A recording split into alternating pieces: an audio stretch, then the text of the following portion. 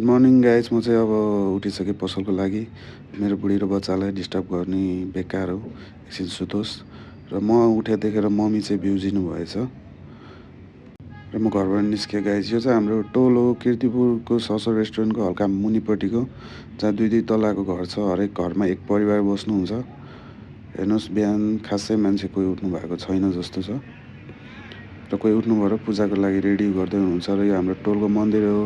यसमा चाहिँ सबजनाले पूजा गर्नुहुन्छ र हाम्रो टोलको माथिल्लो ठाउँ हो, जहाँ चाहिँ घरहरू हेर्न सक्नुहुन्छ हजुरले। सबै राम्रो राम्रो प्रकारको घरहरू।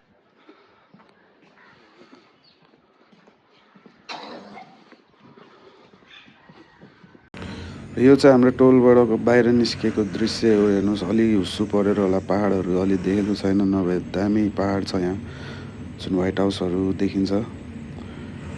र अब लागौँ पसलतिर। यहाँबाट चाहिँ हाम्रो उकालो चढ्नुपर्छ गाइस। यो चाहिँ एकदम ठाडो उकालो छ। 5 मिनट जति उकालो हिँडेर गाडी चढ्ने ठाउँसम्म पुग्न पर्ने छ हामी। हेर्नुहोस्, उकालो एकदम भयानक छ। र यो साइडको चाहिँ ससर रेस्टुरेन्ट हो गाइस, हजुर आउन सक्नुहुन्छ। एकदम चलेको रेस्टुरेन्ट हो यो, तपाईँहरूलाई पनि थाहा होला सायद। यहाँ एउटा ठुलो प्लेस छ जुन बस्ने, नाच्ने, गाउने, रमाइलो गर्ने। लागौँ आफ्नै बाटो गाइस।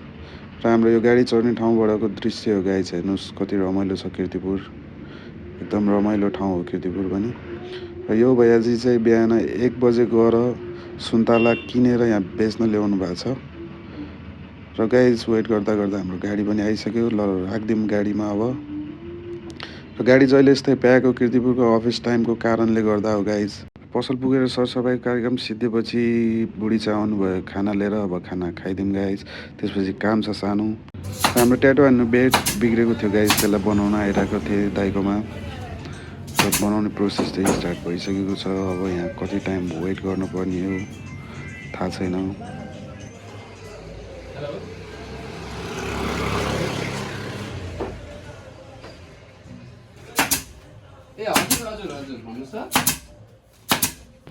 ल गाइज, हेर्नुहोस्, हाम्रो अब बेडको बनाउने क्रममा सुरु भइसकेको छ।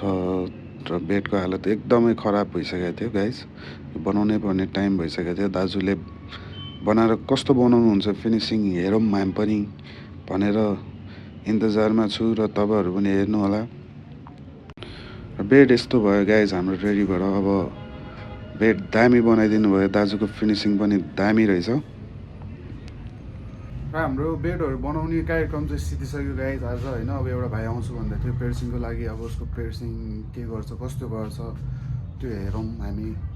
अनि हाम्रो च्यानललाई सब्सक्राइब गरिदिएर थोरै माया देखाइदिनु होला। थोरै सब्सक्राइब गरिदिनु भयो अथवा लाइक गरिदिनु भयो भने अलिकति मोटिभ आउँछ हामीलाई पनि भिडियोहरू बनाउनलाई। हजुरहरूको सपोर्ट बिना हामीले पनि भिडियो बनाउने जोस हराउनेछौँ। त्यसैले यसो सपोर्ट गरिदिनु गाइज, धन्यवाद। स्टार्ट गरिदिउँ भाइको पेर्सिङको भिडियो अब।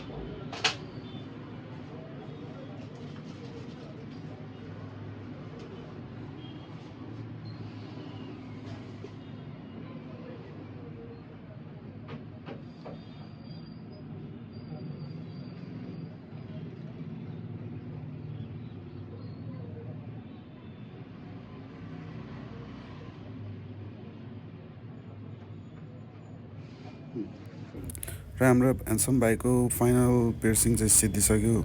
लुक्स हेर्नु उसलाई एकदम ह्यान्डसम देखिरहेछ, क्युट बोय। Thank you.